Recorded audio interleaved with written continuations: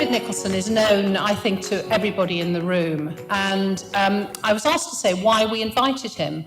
Well, we invited him because we can't think of anyone better who's surveyed the system for so many years, from both inside the organisation and from a leadership role. And we hope, knowing David, that he'll be delightfully naughty as well.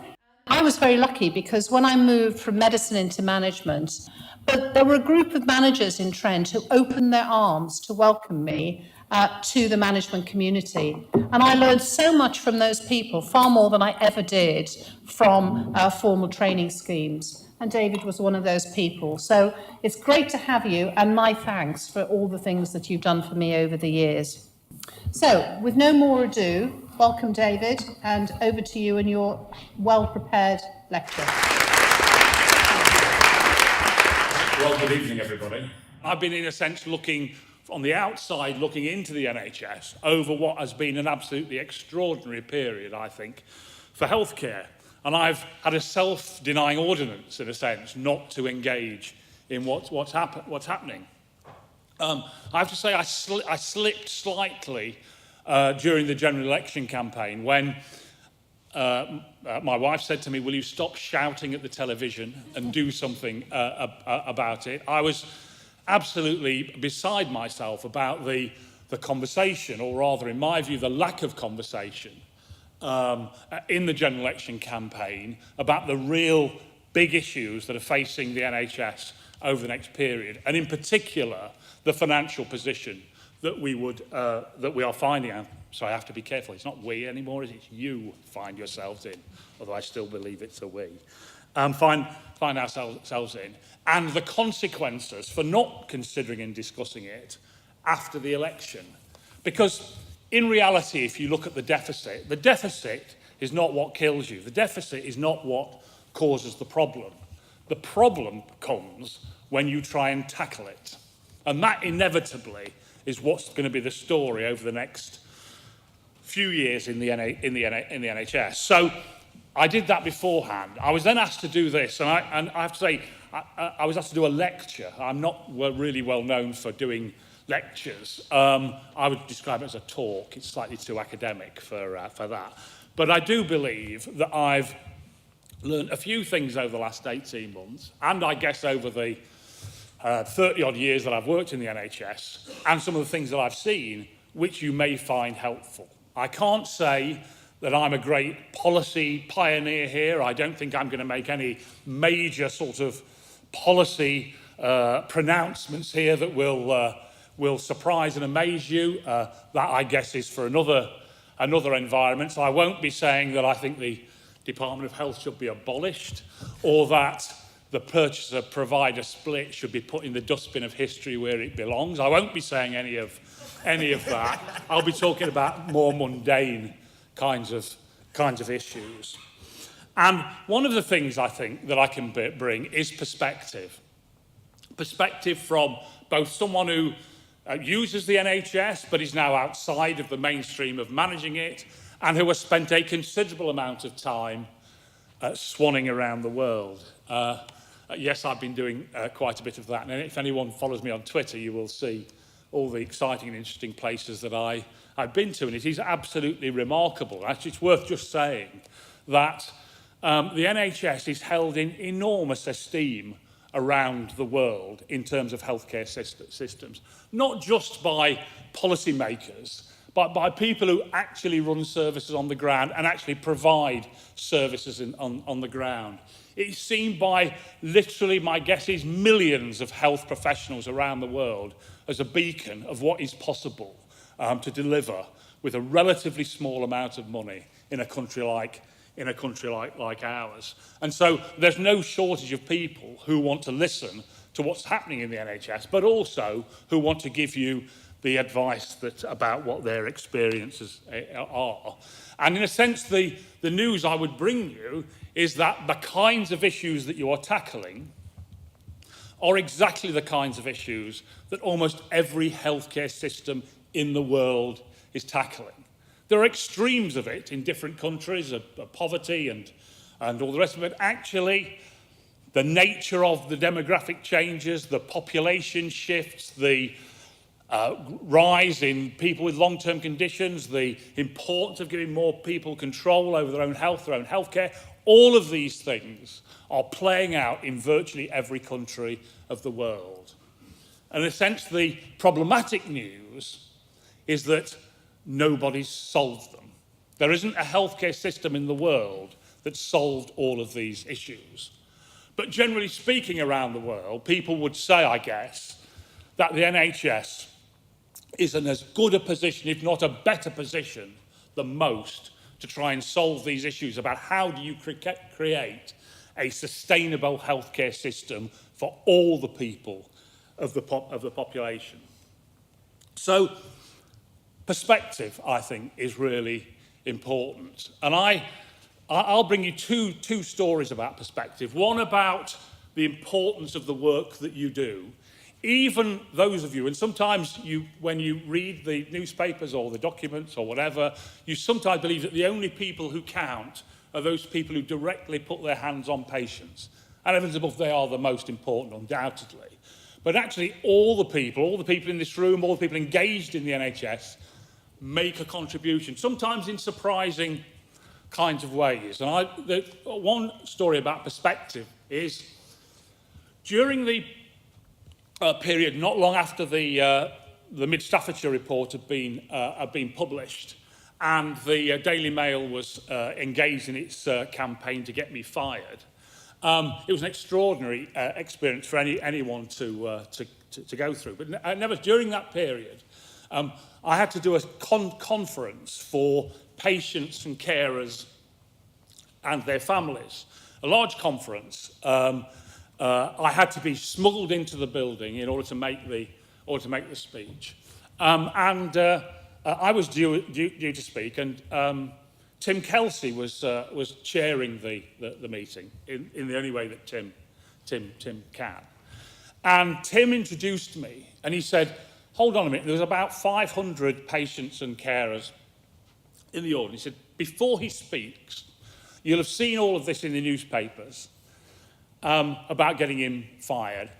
Put your hands up if you think he should be fired.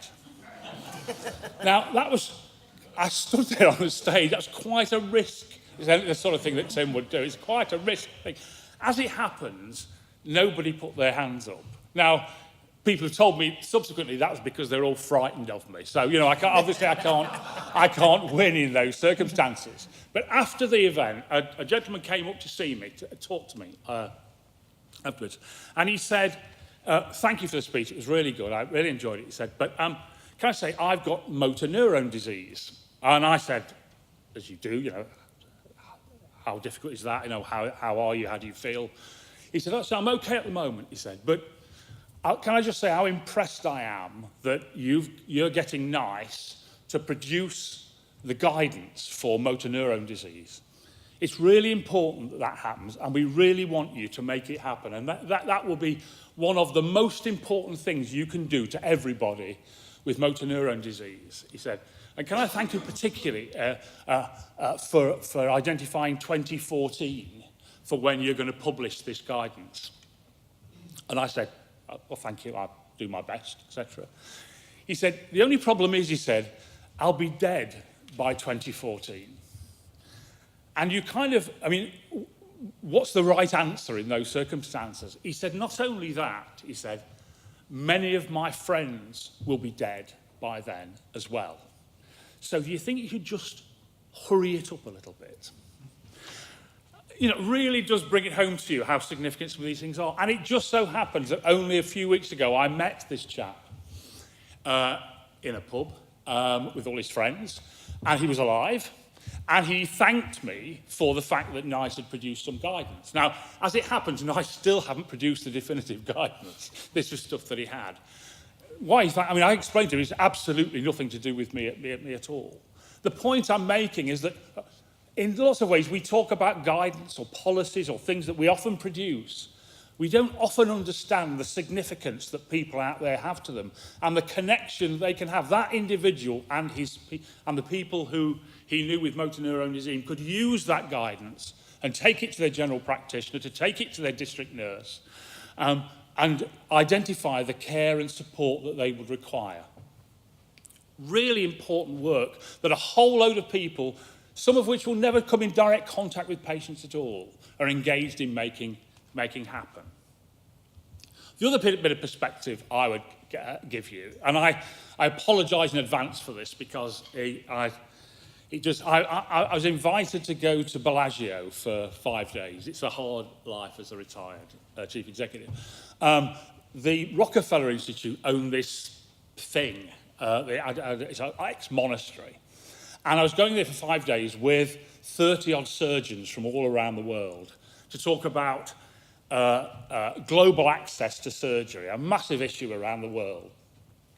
And it was a great few days, really interesting few days. I have to say, most of the surgeons, I don't want to be anti-surgeon now, but most of the surgeons were like surgeons are on the spectrum. They were there. And on the last day, we went out for a meal at lunchtime. And I got my iPad because I'm now electronically literate and I tweet and all of that, so I had my iPad. And we were sitting around, and there were surgeons from Colombia, from South Africa, from Sweden, from America, from France, from Italy, and from parts of Africa. We were all sat round. And I got my iPad out, and I was going through, it was in November, I was going through the press coverage of the NHS in winter and looking at the front pages. And I shared this with them, and they absolutely could not believe it. They could not believe what was happening in our healthcare system. They could not believe it because they could not imagine a healthcare system which could deliver from turning up to having treatment 4 hours in an emergency room. They could not imagine a healthcare system that could do that for 9 out of their 10 people. The Swedes, they told us they'd started down that road and they'd moved it from 4 hours to 8 hours because they couldn't do it. The South Africans who were there who said they'd started to do it and then abandoned it because it was simply impossible. They thought it was absolutely extraordinary that our healthcare system, given the environment we were operating in, could deliver that as an objective. And they immediately focused on the way in which we were. So out of that 9 out of 10 people, it was regarded as the catastrophic failure. And in lots of ways, for those of us who've worked on this for years, it was a failure. We didn't deliver. But heavens above, it is a remarkable thing to do after so many years of little or no growth in the system. Absolutely remarkable. And so when you stand outside the system and look inside, you see a system under enormous pressure, but performing fantastically well for the people of this country. So that's the perspective, I think, that I would bring. Now, what I want to spend the rest of the time talking about is trust and money. Those two things, I think, are particularly significant to us at the moment. We all want to operate in an environment where we are trusted. And I would argue the only way that we will deliver some of the major financial challenges that we have is if we develop and improve trust in the system. And that's what I want to focus my attention on. Trust is really, really important for our system. It's important between patients and clinicians. It's important between clinicians and the managers of organisations. It's important between the people who work in organisations and their boards. It's important between the population and the boards. It's important between organisations that deliver care and those that commission care. It's important between those people who deliver and commission care locally and the national bodies. And it is particularly important between the NHS and politicians. And at various times in its history, that trust has been stretched and pulled in all sorts of different directions. But I tell you absolutely that we will not deal with the problems facing the NHS unless we work on how we can deliver a greater trusting environment to operate in. And I'll explain in a while what I think people need to do to enable that to happen, both in terms of the politicians, the government, in terms of the national bodies, and in terms of the NHS as a whole. And part of this issue around trust is what I would describe as the predictability of the system that we operate in. If people believe that organisations are operating in unpredictable ways, that every day something different happens in a way that people simply don't understand, you undermine trust and undermine the way things operate. So this idea of consistency of purpose is critically important to developing trust. When I was a chief executive in Doncaster, that particular trust let me go on a sabbatical for 3 months. Extraordinary when you think about it today. You know, I went on a sabbatical for 3 months where I spent my time in other organisations, academic institutions, learning and getting myself back ready to go to the next stage in terms of the development of my organisation. It's hard to imagine organisations who'd be able to do that now. And one of the things, I spent my time with BMW, who had just taken over Land Rover, and they had a board director called Director of Consistency of Purpose. It's an interesting title. I can't imagine what the Daily Mail would make of that. But it was in an individual who was responsible for making sure that the organisation focused on its strategy, on the thing that it said it was going to deliver. And as other things came around, that you adapt, but actually you have always consistently doing it. And it makes me reflect on the consistency or the lack of consistency of purpose we've had for many years in the NHS. Just 3 examples I would give. Can you have imagined if when Patricia Hewitt delivered Our Health, Our Care, Our Say, which was essentially a document which set out the future of community services, which set out how investment in primary and community care, on supporting people with long-term conditions, who dealing with people who frequently use the NHS, how you dealt with that. If we'd have done that from 2006, when it was produced, until now, can you imagine how different the healthcare system would have been if we'd have managed to get that consistency of purpose throughout that process? If you reflect on the experiences that we had in 2005, 2006, dealing with a financial problem, which, to be frank, is minuscule compared with what you're dealing with, the challenges that you're dealing with now. If we'd have worked out some of the lessons that we learnt there and applied them consistently, lessons like you properly organise yourself so that you make a judgment about what you want to do, you cost it, this is nationally, you cost it, you challenge it, you test it, and then you implement it. You don't just announce something and expect something to happen. Can you imagine how different the financial position we would be in today if that had happened? And also in 2008, when we produced High Quality Care for All, quality is the organising principle. Organising that focus around quality of patient experience, safety, and the rest of it. If we'd have focused on that for the last 6 years, how different the environment we would operating would have been. So it's really important, this idea of consistency of purpose, to build trust in any healthcare system, and particularly in ours. If NHS England is for anything, it's to create the umbrella to enable that consistency of purpose to be delivered throughout the healthcare system.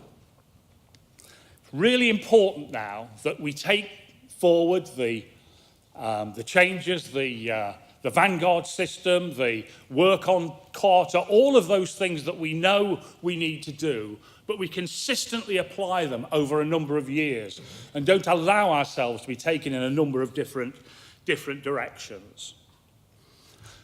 But as I said, the scale of the challenge is greater than I've ever seen. In fact, I don't know if any of you saw the Prime Minister's questions today, the new style Prime Minister's questions. But I'm going to answer a question here I've got from Jeremy from Richmond House, which is this the worst financial crisis the NHS has ever had, and what should we do about it?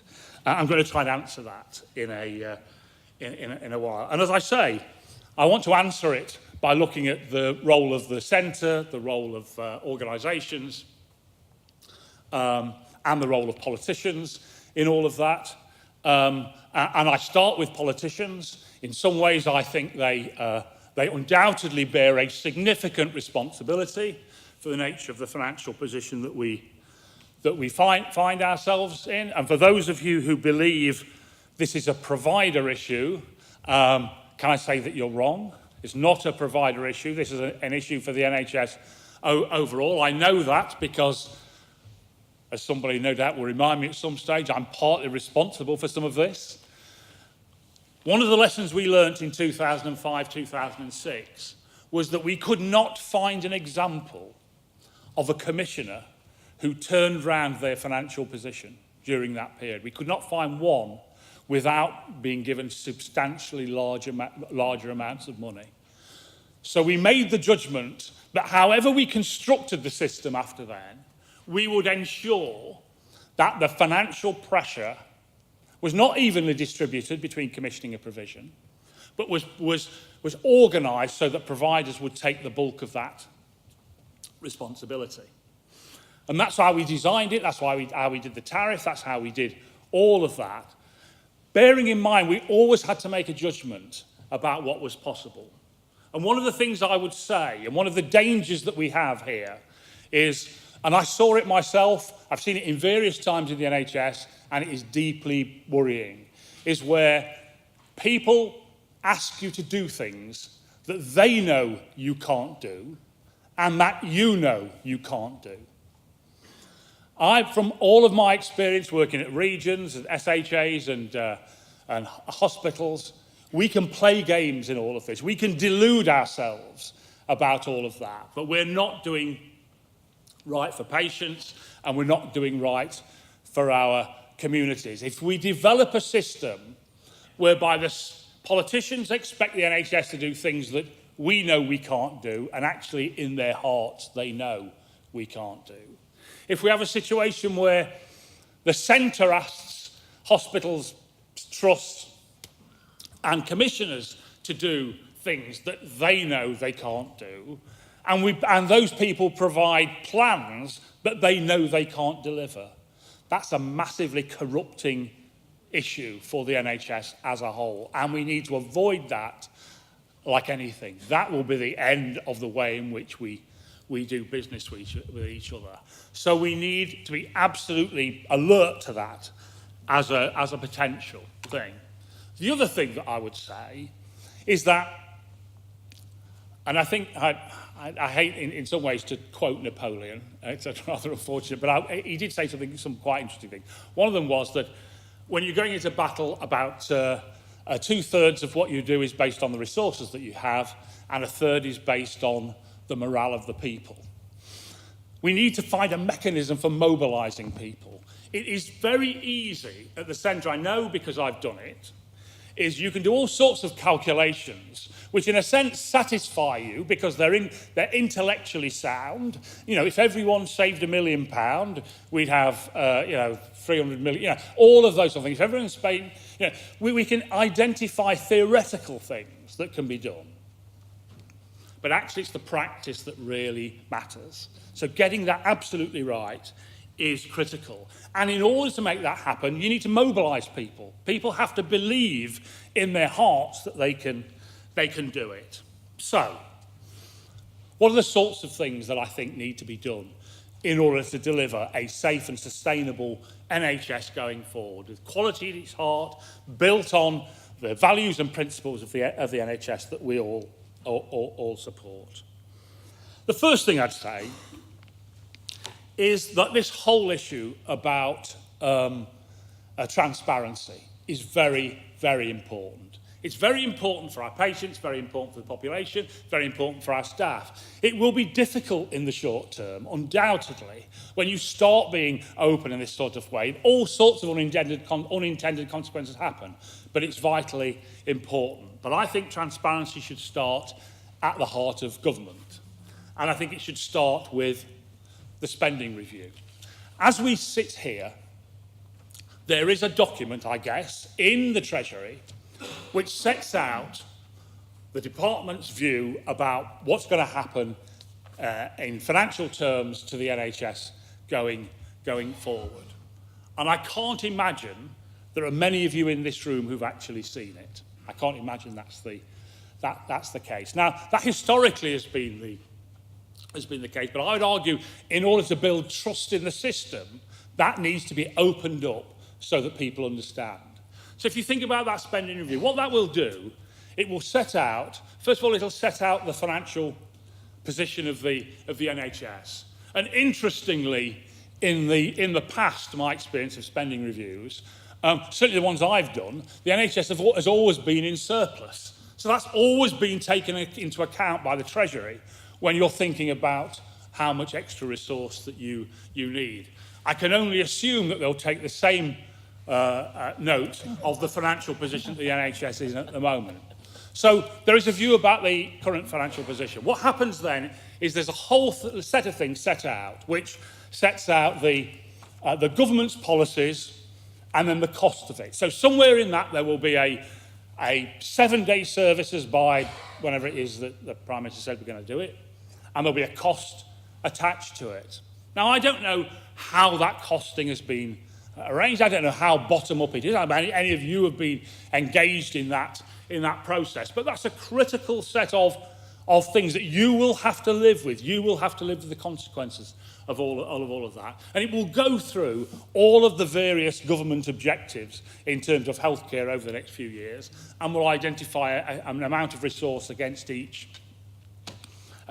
one.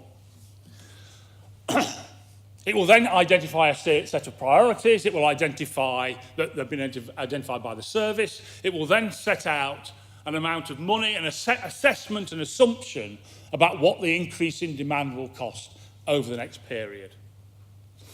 And that will be debated with the Treasury. I have to say it seldom is debated by the Treasury in any great way, because you would expect the department, the NHS, to have much more knowledge and understanding than the Treasury would have. There's a bit of toing and throwing and all of that. And then comes the point where you have to make an assessment of, when you've added that up to a very large figure, how much can you, as a healthcare system, deliver through improved efficiency? And that is a critical decision, a critical set of assumptions that need to be made. Now, I don't know what on the basis on which those assumptions are being made at the moment, but it's absolutely critical, because once that assumption is made, that is incumbent on every bit of the system then to deliver it. So the centre then has to deliver that amount for the system as a whole. And my guess is that it'll come to 22 billion, but I may be wrong.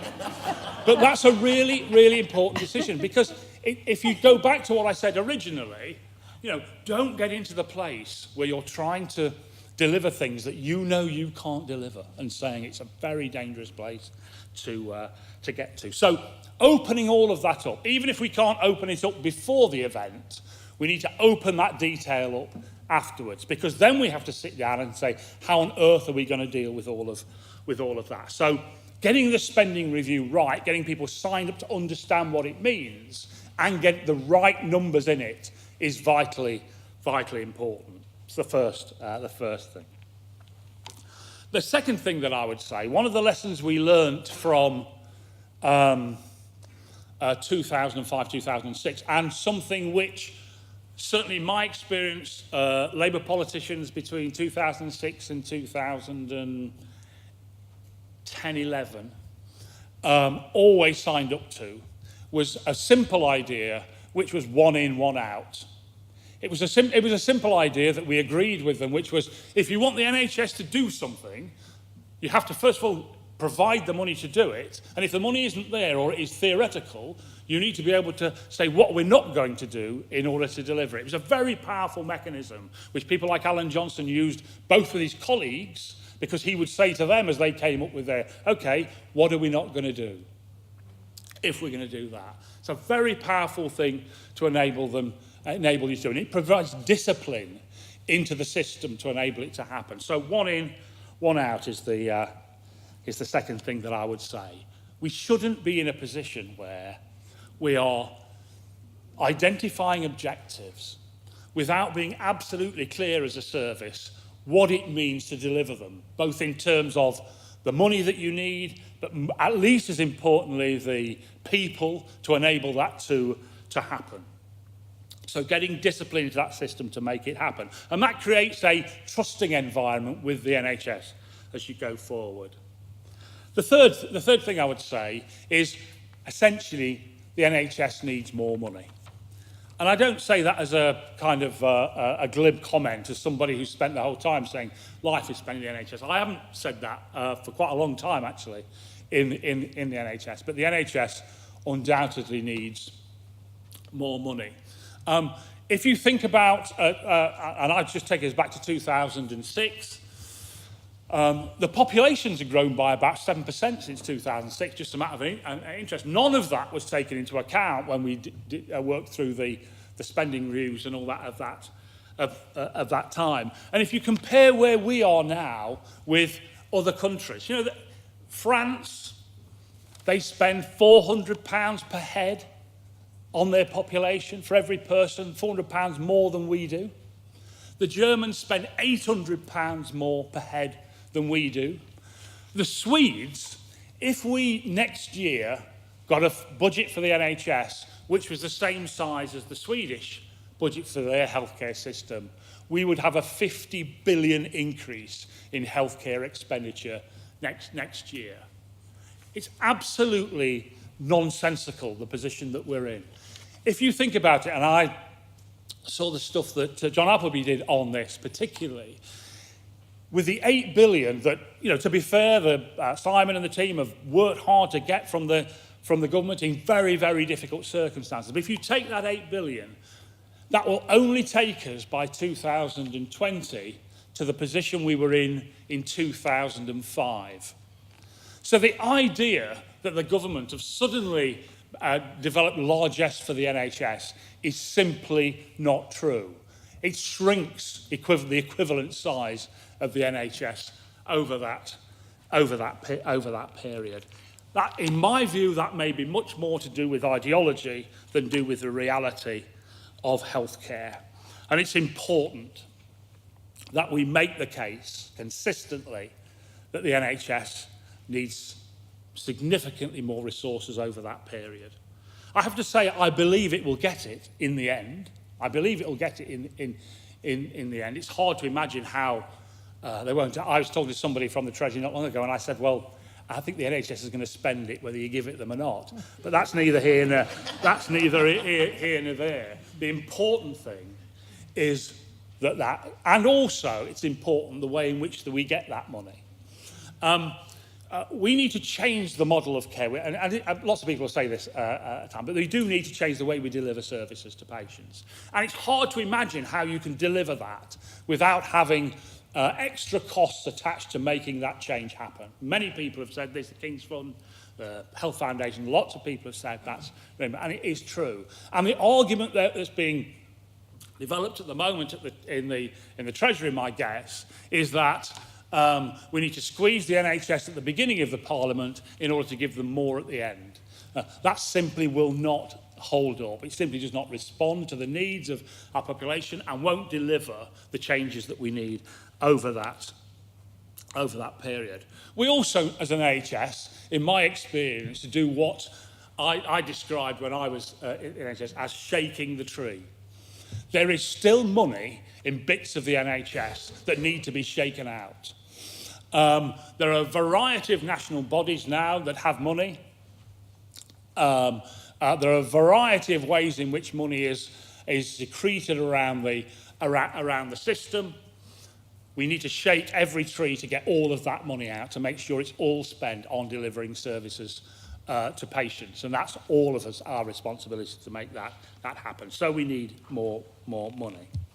We also, as part of this transition, I would argue, need some kind of overdraft facility to enable some of the trusts to make the changes that they need to happen. And all I would say is that when we had surpluses, that, you know, on 2 or 3 occasions, some of the people in this room will remember this well, the Treasury would ring us in February and say, Can you increase the surplus you're going to make in the last couple of months or so because we desperately need the money for something else? And based on the agreement they would give it us back in April, that's what we did. We went round the service. We created £400 million worth of extra surpluses to enable the Treasury and other parts of the system to work. It seems not unreasonable in the circumstances when the NHS finds itself into that, to have the equal and opposite opportunity to come down the other way.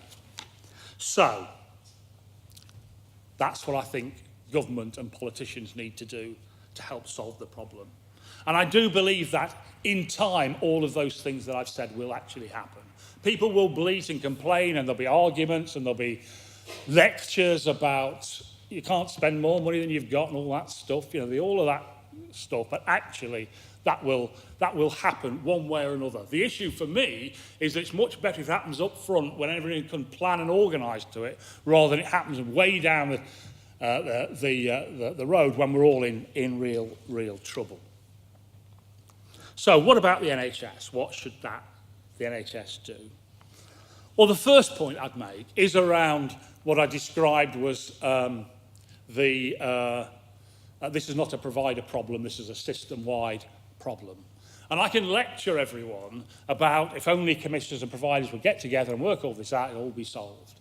It'll all be solved. And indeed, it was a central part of the Health and Social Care Act, God rest its soul, that autonomous providers and autonomous commissioners would think about the interests of their local communities and would in some way all work together and solve all of the problems of the NHS.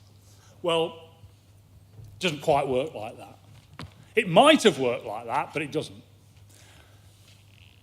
When you have significant national intervention, it's very difficult for people locally to work out how to do things. Because even in the best run organisations, the tendency to look up to the people who have power over life and death in terms of people's careers in the NHS sometimes inevitably outweighs the forces bringing people together. So we need to invent in the NHS some local forcing mechanisms to enable it to happen. Now, I'm not going to say what that should be. I'm certainly not saying you should bring back SHAs. I'm not proposing that at all under any circumstances. But you need a forcing mechanism at a local level to make this happen. It could be an individual, it could be one organisation, it could be a wholesale, but you need it. Without that forcing mechanism, I'm afraid we won't be able to make the kinds of difficult decisions we need to make on the balance between commissioning and provision and where people are without that happening. I believe added to the fantastic work that's being done around the vanguards and the interesting things that are coming out of all of that, essentially mean we're going to increasingly move away from an idea of a purchaser-provider split. But that to one side, that forcing mechanism is absolutely vital. It won't work without it. The second thing I would say is, and this is my experience, one of the things about the scale of the financial issues that people are facing at the moment is that the scale of it is too large for people to think. It was one of the mistakes I think we made in 2008 when we talked about 15 to 20 billion, although it seems relatively small and modest compared with what we're talking about now. It was just, the reason we did it, to be honest, was because we wanted to attack the interests of politicians to what we were doing. But actually, these numbers are just too big for people to cope with. And if you're in a hospital with a 100 million deficit or an 80 million deficit or whatever that you have, it's just too big for people to think about. So the thing you have to focus on as a system then is essentially the run rate. You have to work on. So step one is how do you get us back into run rate balance? How do you make it so that in simple terms, every month you get in as much money as you need to spend in in that month. And that's relatively easy to say. It's quite hard for people to, and it's almost impossible for people to tell me what it is in the system or even in their organisations at the moment.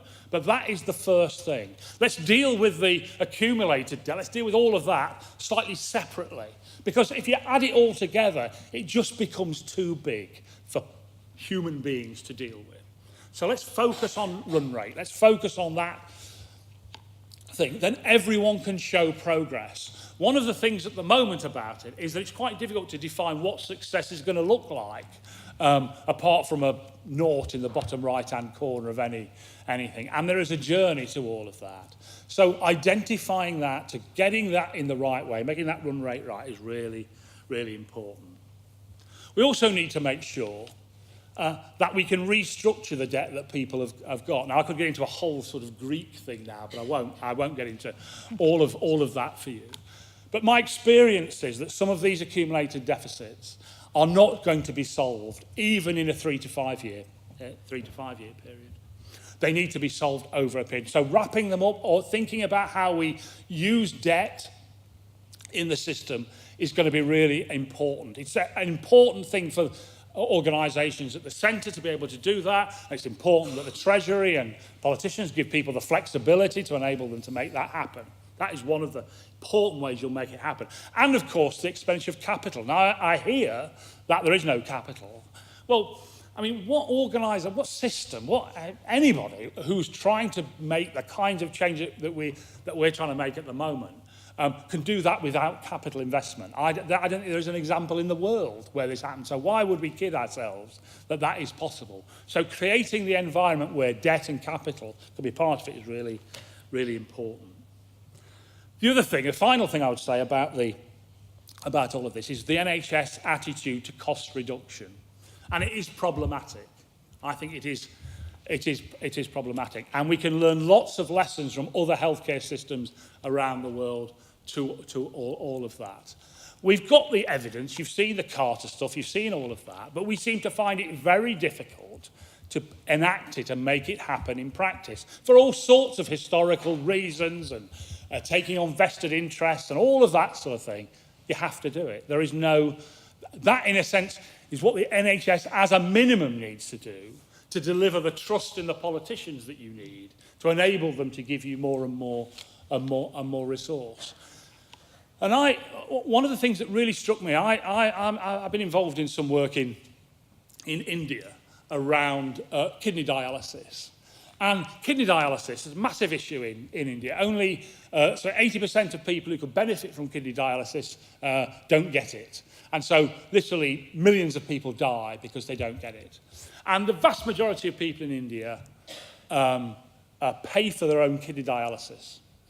And on average, an Indian who gets kidney dialysis has 1.8 doses, or what the equivalent is, a week. And we know the clinical evidence shows that 3 is a minimum that you need in those circumstances. So probably those that are getting it, it's doing more harm than it is doing good. So organisations there, they've got a real incentive here because they need to get the cost of kidney dialysis down to an amount that people can actually afford. And that's a real driver for change, a real driver which constantly there are groups of people working day in and day out to work out new and different ways of getting that service to those patients in a way that they can afford it. The incentives are not quite the same for us, I know, and it is often easier to say it's all too difficult. But creating that environment where people constantly look at the cost of things and constantly think about the way in which they can deliver it at lower cost. Interestingly, in India, they're adopting the NICE guidelines in order to make sure the quality is in the right place. But focusing really hard on that cost reduction is a vital important of it. So, to get trust in the system, it's important we have transparency, it's important that the government does its share, it's important that the national bodies do their bit, and it's important that the NHS organisations do their bit to focus on what's important. But the key issue for me is about the leadership of the NHS over this period. And I don't mean the top leadership, although they're very important, and they're doing a fine job. That's not what I mean. I mean leadership throughout the system as a whole. Jill talked about me working at Doncaster in... I was appointed as a general manager in 1988. I noticed somewhere else in this city, Roy Lilly and Robert Naylor are doing a session tonight. Why aren't you there? The answer is because it costs 20 quid and I'm free. And I was the very first chief executive appointed of an NHS trust in the country, which I'm probably more proud of than most things that I did in the NHS. And it took me, as a chief executive, about 3 years to get my head around the job and to understand what it meant. And what's happening now, you can see it in reality, is that there is a major, a generational shift in the leadership of the NHS. A whole set of old people, I would say old, but mainly old blokes, I have to say, not entirely old men, are now leaving the stage. And a new, more diverse, more energetic group of people are coming forward. And in a sense, in my time, I felt I was part of that, in a sense, that last generational shift. And one of the things that happened to me, Brian Edwards, who was the regional director at the time I was appointed in Doncaster, and he said, look, this is the deal. He said, I want you to be the best you can possibly be as a chief executive. I want you to succeed. He said, but I need 120% performance from you. I need you to perform way beyond you've ever imagined that you could. And when you do that, you'll have to take on vested interests. You'll have to sometimes do things that are unpopular. You'll sometimes make mistakes. But here's the deal. If you get it wrong, we'll look after you. We'll support you in whatever way we can during that period. We'll give you what advice. We'll nurture you. You'll always know that there's somebody in the system who's thinking about you, who's trying to make sure that as you stick your neck out, as you try and do great things for the service, that there are people there who want you to succeed and want you to be supported. And that, for me, is the thing I want to leave you with in terms of leadership. This great generation of people who are going to do fantastic things for our service, who are going to change the nature of the way in which we deliver service, who are going to make the NHS sustainable in a much more hostile environment than I ever needs support and nurturing, both from the more experienced people in the system. So we need to make sure that all of you who've been around for a while make yourselves available to these people to enable and support them on the journey that they're going on. We need the national bodies to make sure that they nurture and support these people. We need the politicians to make sure that the first response is not get them out the door. If we are going to expect the kind of performance, the fantastic things they're going to have to do, we're going to have to support them and help them in a way we haven't done for quite a long time.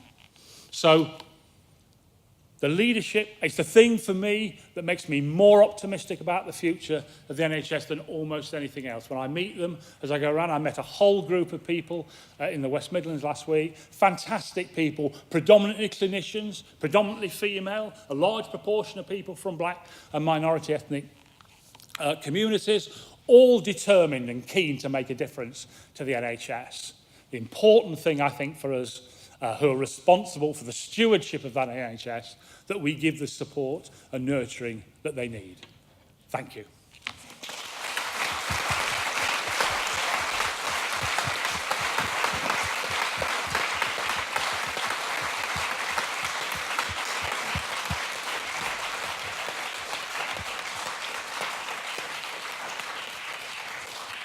Thank you, David. And we knew we could trust you to be honest and transparent with us. And thank you for all the things you've shared. And many of them resonate. I started this morning, I just bumped in to a chairman of a large trust in London. And we were talking about exactly this position.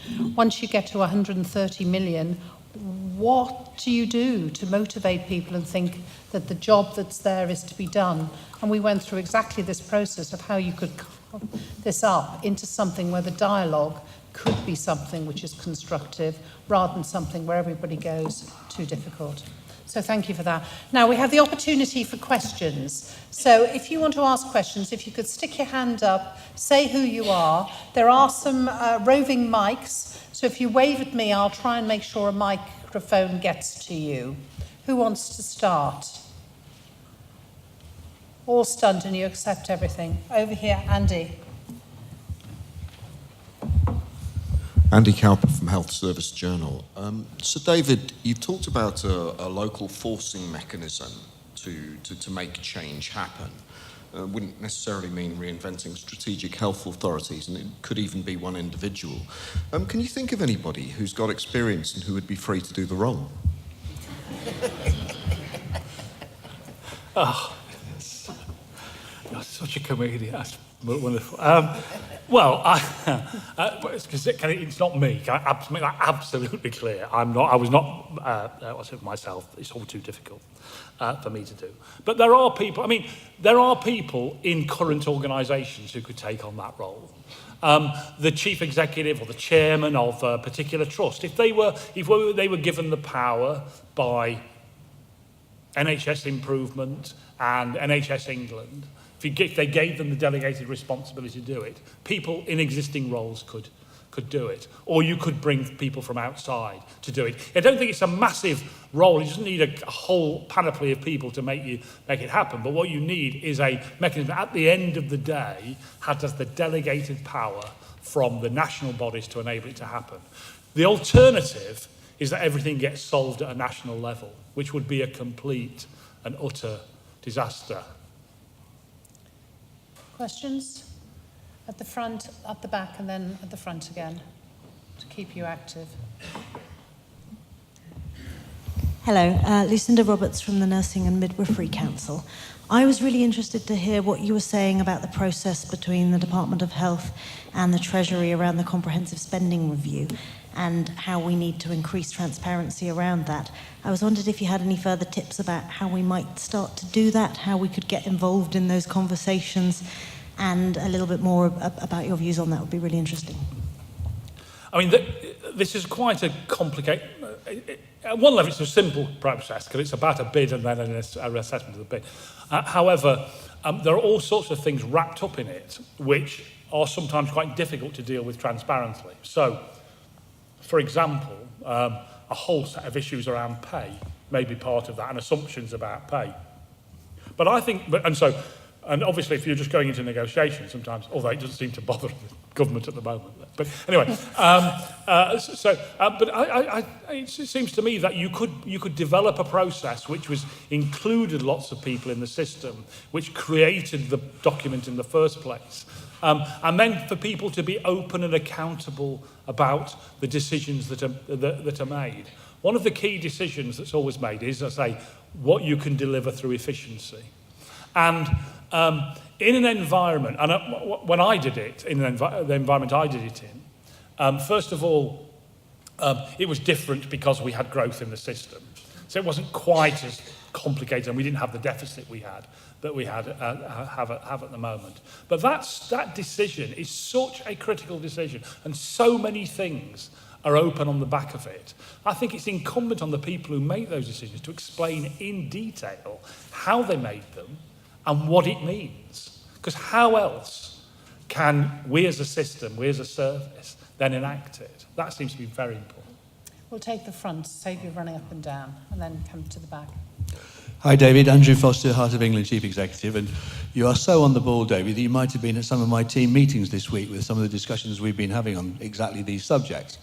And, it seems to me that we've been, organisation after organisation has been getting into deeper difficulty, and it feels like you're heading towards the edge of the Niagara Falls and just about to see yourself going over it. And one of the things that you said was the problem isn't the deficit, the problem is tackling the deficit. And that's exactly where we're at the moment, in an environment where a decision to save money usually means a reduction in quality or an increase in risk or a reduction in capacity to meet waiting times. There's always consequences. Obviously there are some things that you can do easier, but a lot of it is in such difficult territory now. And the bit that I particularly wanted to ask you about is almost the managerial mindset. Because you know what we're like. If we feel that we're in the middle of the pack, then we don't feel we're being picked on, and therefore it's now acceptable to make a modest deficit, whereas it used to be the most awful thing in the world. As a person with a reputation for grip, how are you going to get us back, or how is somebody going to get us back? Sorry. It's okay. All right, okay. Well, as I say, I'm a commentator on this sort of thing. At the moment, I'm not engaged in it at all. And I was talking to someone not long ago from a very successful trust who's not in deficit, who said their objective was to be in the last 10% to fail. You know, that's hardly a motivating, rallying thing, but perfectly understandable. It is perfectly understandable. And I hate to, no, I won't, I don't hate, but I would reiterate what the Secretary of State said only the other day, which is the bottom line in all of this is one definition of success, really. And that definition of success has to take into account the financial stewardship. Because you say absolutely rightly risk, but it's whose risk? And the risk at the moment is the patients, but increasingly, I think, the populations. Because one of the dangers of the way the conversation is going at the moment is all the focus is on, for understandable reasons, don't get me, I don't say it's not unimportant, but the focus is on the person in the bed, the person who's being treated, which is absolutely, as a patient, I would want that. But we need to consider all of those people who are not currently in beds, who need care. So the risk is for them. So the way for me to establish all of that is first of all to make it absolutely clear that it's the board's responsibility to get to put this right. But to create an environment where that the board sees the system as a whole helping them do that, rather than keeping score and criticising them after the event, which I'm not saying they do, but we need to make sure that isn't the case. And they need the help of the government through more resources to enable that to happen. And then you need to have an approach which people believe is possible. If you don't believe it's possible, Andrew, it isn't going to happen, no matter what anybody says. And that's the danger of all this.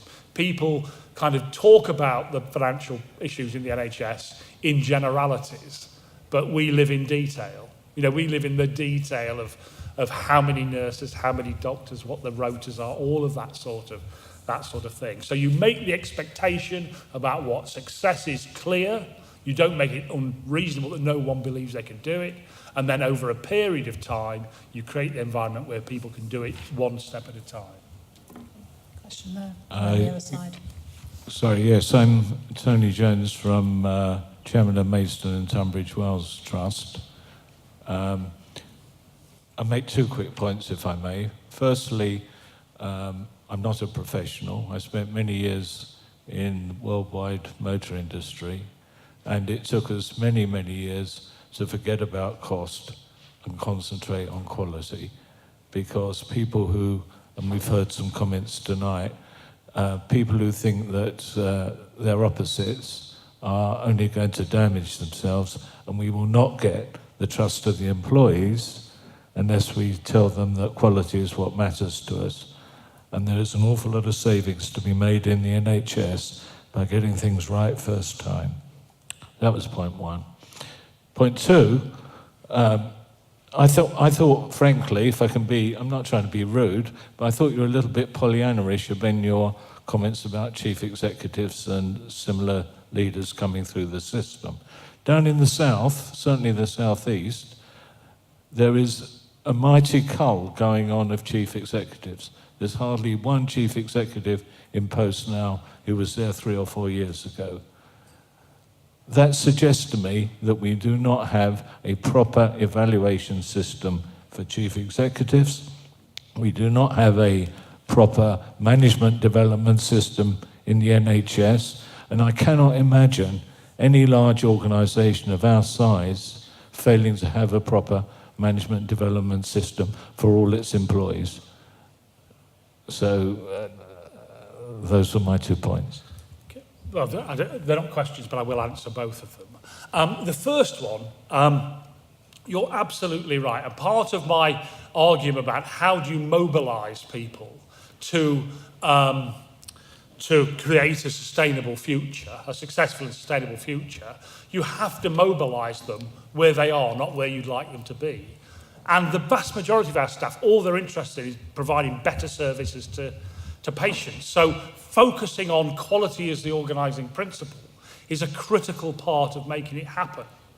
However, even the best organisations who do that have a very effective, what I would describe, and it's a rather unfortunate word, but an execution system underneath it to make sure that the costs are taken out. And too often, we get excited about the first one, but don't do the second. And that discipline is a really important element of what we make happen. In terms of the leadership stuff, I hope this is a point where an idea's time has come. Because I agree with you completely. I completely and utterly failed when I was Chief Executive of the NHS to persuade people like yourselves that we needed a proper ordered talent management system, which would end, because people wanted to protect their autonomy in those circumstances. We've got the beginnings of a leadership development system, which we need to see through, not to throw in the bin and start again every 10 minutes, but to see through. And now the time is right than it ever has been to have a properly organised, either at a regional level or a national level, a talent management pipeline, which people will buy into. And I mean chairmen and boards buy into. Very often people will say what you've just said and say, but don't you start telling me who I should have on my shortlist or whatever. You know, there is an other side of this. It's very important we get that right.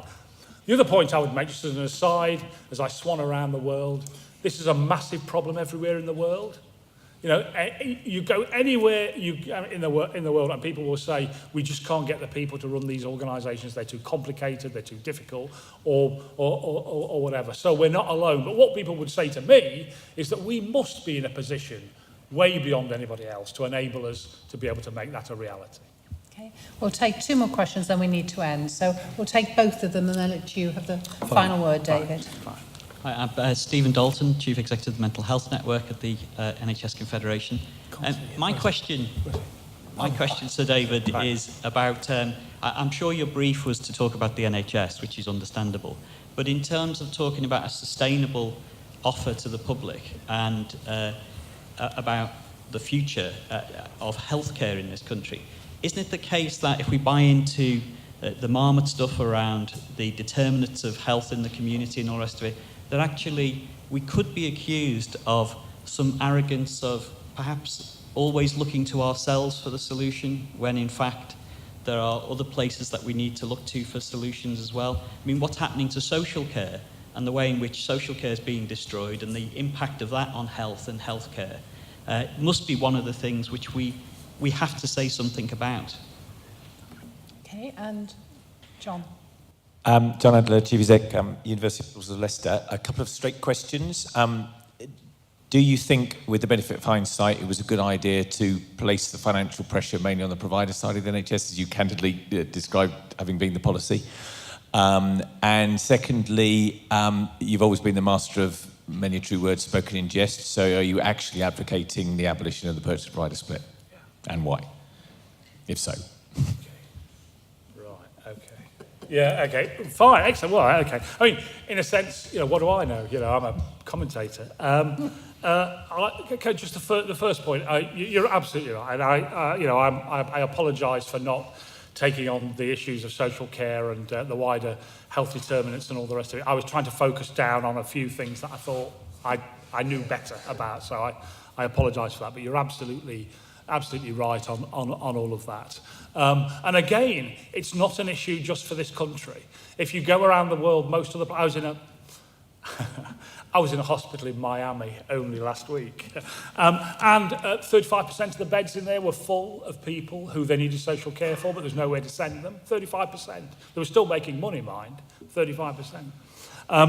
So this interface, wherever you draw it, between what we describe as health and social care, is a critical part of the solution. And I completely understand that. And undoubtedly, one of the important things around, and mental health does this probably better than most of the rest of the NHS, is the engagement in the broader health community, the broader community about well-being and health is a really important part. So I recognise that completely. Sorry, there was the purchase provider split, and what was the other one? And why did you would you, in retrospect, would you not choose, or would you continue to choose to put the deficit on providers? I think at the time it was the right thing to do. Because and particularly when you think about what we did to the commissioning side over the last few years, to put too much pressure on the commissioning side would have killed it before it was managed to establish itself. So I think that it was right for the period. Over the last 2 or 3 years, I think it's more problematic. And what was obvious in one level, that it's simply not working because we're getting a whole load of deficits in all of that. The point I would make is that even though it is accidentally in the provider side at the moment, it is a responsibility of everybody to do it. And my guess is over the last few years, we've probably played that just a little bit too far. All I would say is about the purchase of provider division. I can remember, some people in this room will remember a time when we didn't have purchasers and providers. Remarkably, the system worked. But however, the danger of all of that is that the system becomes so dominated by the providers. The planning, organisation, the health needs assessment, all of that is not done properly, and it's not reflected in the services that we provide. So you need some counterweight in all of that. I personally think that given what's happening in the world of vanguards at the moment, and also, you know, I can say this because who cares? You know, if you look at many of the leaders of clinical commissioning groups, the rest of it, they're really providers. That's what they want to do. And CCGs within them have this provider commissioner split. Add that to the vanguards, I think you're seeing the end of it. It will be sensible when we start to design the new models of way the money works through the system, that we kind of put it to one side and don't ideologically try and get ourselves back to that. I think it will disappear over time, and I think a signal to that effect would not be unhelpful. So that's a yes then. Okay. So on your behalf, can I hand over to Chris, who'll just say a few words of thanks? So let's be honest, it's been a pretty horrible, dull, grey evening. And it's been a delight and a pleasure, Sir David, to have you illuminated with your wisdom, your experience, and your judgment. I think you've presented us with what I would describe, because I'm feeling slightly hungry, a rich fruit cake. And if I can identify 3 or 4 things that really resonated with me, I think your warning about the dangers of asking people to do things that both you and they don't think they can deliver is, I think, a particularly well-made point at this particular time. And I couldn't agree with you more about the ease with which you can theoretically identify things to do, but actually the real issue is how you make them happen. I loved your 1 in, 1 out. We have been arguing about the importance of that. Indeed, in the very days when you were in a system leadership position, about the importance of getting that right. I also very much liked your idea of a local forcing mechanism. Certainly, I think what we hear from our members is a real sense that at the moment, unless there is some kind of ability to pull local health and social care systems together, we're not going to get the traction that we need. I was really pleased you ended on the importance of supporting leaders, and the way in your question and answer session you particularly emphasised the importance of supporting leaders. You will, I hope, be pleased to hear that our colleagues at Monitor, TDA, ourselves and the NHS Leadership Academy have come together to create a programme that is about ensuring we have a pipeline, a more effective pipeline of future chief executives that we will be announcing later on this week. And we're also working on a programme, the four of us, that is also about supporting existing chief executives as soon as they've been appointed. Because I think if you look at the size of the role that chief executives have to take on these days, it really is pretty prodigious, to put it mildly. So can I ask you to show your appreciation in the usual way? Thank you very much.